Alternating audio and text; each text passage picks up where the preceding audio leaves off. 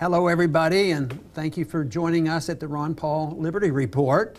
With me today is Daniel McAdams, who's the Executive Director of the Institute for Peace and Prosperity, and also the co-host of this program. And Daniel, good to have you with us today. Good to be back.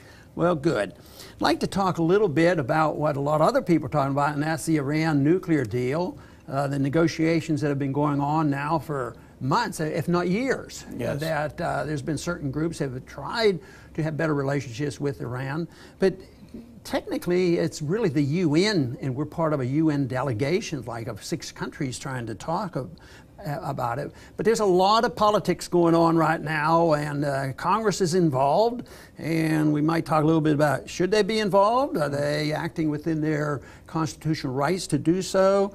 One headline just recently said, Congress wins role in deal with Iran. And I thought, well, maybe they have a right to do it. Do you have to win your constitutional right to at least check and see what the president's doing?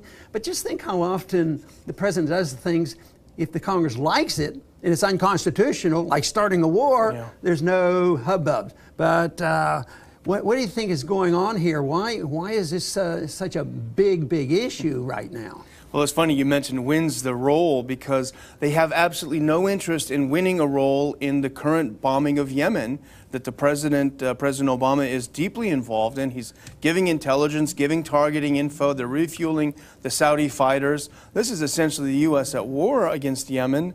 The Congress has no interest in that. So I think you're right in suspecting that there might be some political motives involved here. Yeah, as usual.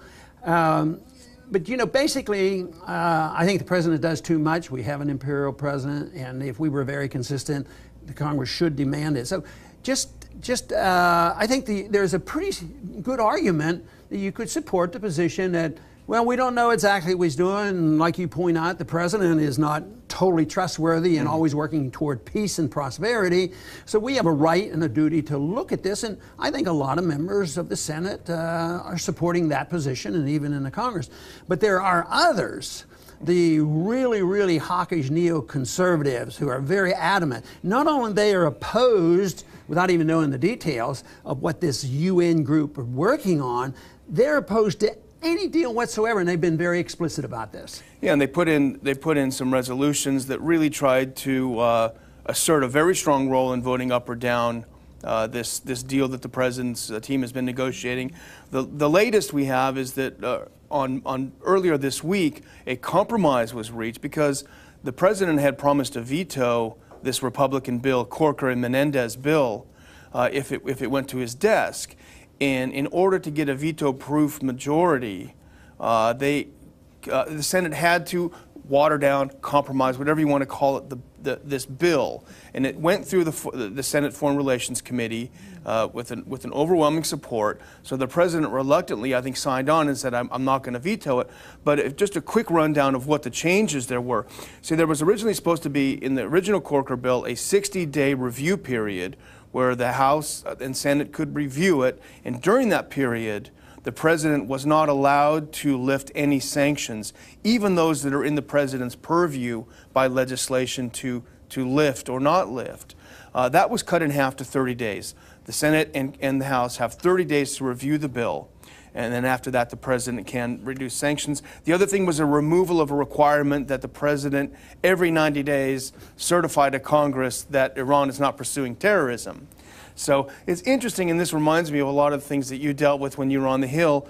Ultimately, this compromise, it does assert some authority, but ultimately it really has very little meaning, because after 30 days, the House and Senate can either pass a resolution of disapproval, which is very unlikely to have a veto-proof disapproval, pass a resolution of approval, which is also very unlikely, or do nothing, which is the most likely, in which case, when they do nothing, the president's deal will move forward anyway. Yeah, and what you described is rather complicated, you know, the pros and cons of this, but I don't think that bothers a lot of people as long as they muddy the water. But I thought Rouhani from Iran made a pretty good statement, probably accurate. He says, we're not listening to a lot of that stuff because we are dealing with a group from the United Nations, and there are five governments, including our own, from the Security Council, and Germany's involved. It's been going on for a long time. So it's not like the Congress has all of a sudden done this. I don't like the idea of giving up on sovereignty to the United Nations, but if we had a free society and a constitutional republic, we probably wouldn't be this much engaged in this anyway.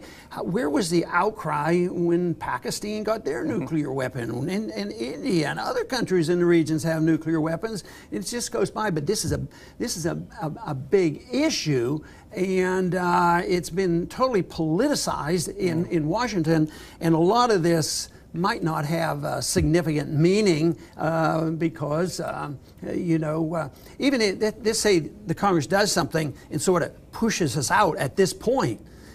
Could it happen that these other countries may open up their doors with the Iranians? And is there any thaw there with any other countries? Sure. The interesting thing is it's almost ironic that the U.S. now has to deal with the UN in this, because it was the U.S.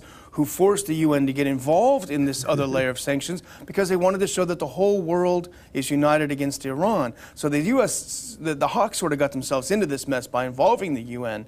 But you're absolutely right. If Congress somehow finds a way to scuttle the deal, the train has already left the station, essentially. The Russians have already said, okay, this looks like the Iranians have compromised. They look reasonable. They've already started the thaw. They've just saw today that they've reopened their Lukoil headquarters in Tehran.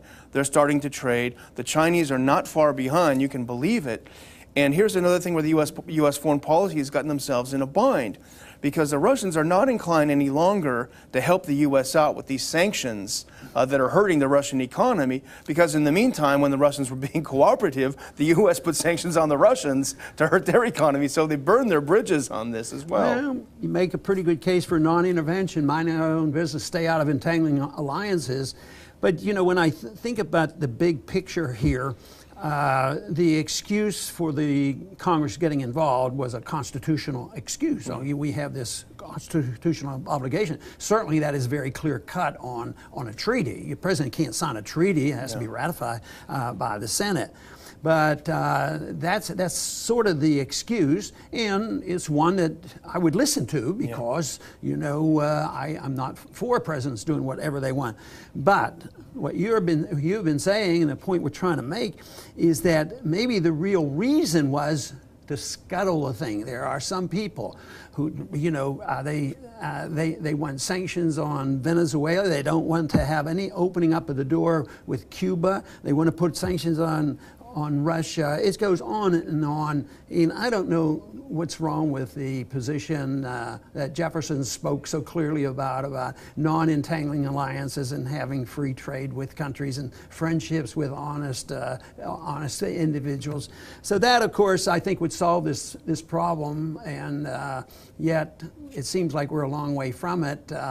I just am pleased that at least the door has been open. There are some talks. If we could talk to the Chinese at the height of their communist system and the Soviets when they had already killed over 100 million people, why are people so frightened and intimidated and terrified of a country that for 10 years now that's been proven by security forces in Israel and the United States, or at least indicated, that there's no evidence in the United Nations, no evidence that they're building a bomb. But this is neocon propaganda, both from the U.S. and from Israel.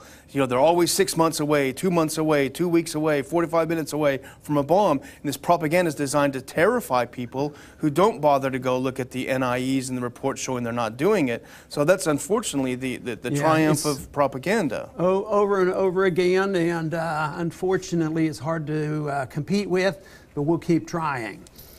Thank you for tuning in, and come back soon.